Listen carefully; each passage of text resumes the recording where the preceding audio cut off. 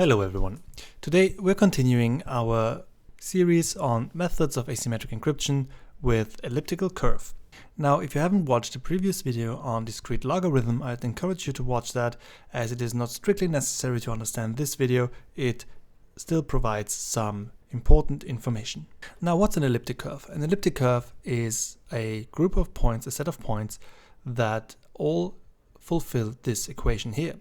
So the equation is y squared equals x to the power of 3 plus ax plus b.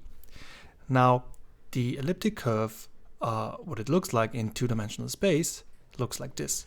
You can see that the curve is mirrored along the x-axis. So you have the top part, which is above the zero line here, which is the x-axis, and the lower part, which is below this line. Now, the elliptic curve has two interesting properties, and the first one is if you want to add 2 points, let's say these 2 points here, P and Q, what you do is you can just put a straight line through them, and where it touches the elliptic curve on the right side here, we denote this point as minus r, and if we now mirror this point on the x-axis, we can see here that this results in this point here r, which is indeed the result of the addition of these 2 points, P and Q. Multiplication is a bit similar. If you want to multiply this point, let's say 2 times P, you build the tangent on this point on the elliptic curve, and again, where it touches the elliptic curve, we denote this point as minus r, we mirror it again, and we have the result of 2 times P equals r. That's pretty simple, right? However, as we have done in the discrete logarithm case, we are not dealing with continuous functions, we're dealing with discrete functions over a finite space. So you can see here that this is the function which is this normal y squared equals x to the power of 3 and so on in two-dimensional space in R, so in the group of real numbers. However, in cryptography, we're dealing with discrete functions. In this case, you have this elliptic curve equation here, but we have at the end mode P. So P is a number, usually a prime number, that restricts our body of numbers to make it finite as opposed to infinite. So what does the discrete elliptic curve look like?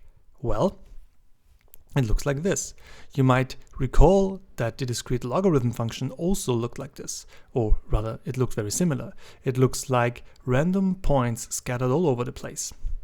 Now, what happens if we multiply in this space?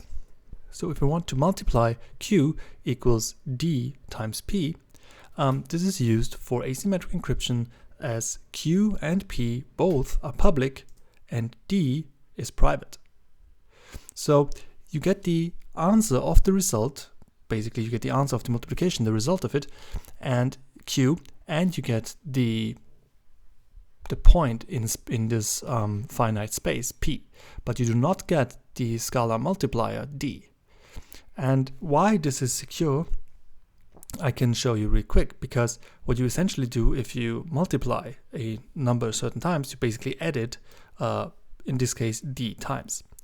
And when you add 2 numbers in discrete space, what you're really doing is you have one number here, P, and you have the resulting number here on the right, Q. And when you now add P to P, you jump seemingly randomly throughout the space with each P added to the previous result. And this continues on until you reach the final points. Now, there is no way to calculate the amount of steps taken, which is in fact the secret key D. So the only way to get to the actual number of D is by trying out the same thing we had with the discrete logarithm. Now, the big advantage of elliptic curve cryptography is that we need much smaller key sizes than what we do with RSA, which is using primes, and so therefore it's much more performant, and it can also be implemented in hardware. Thanks for watching this video. Like and subscribe to the channel, and I see you in the next video.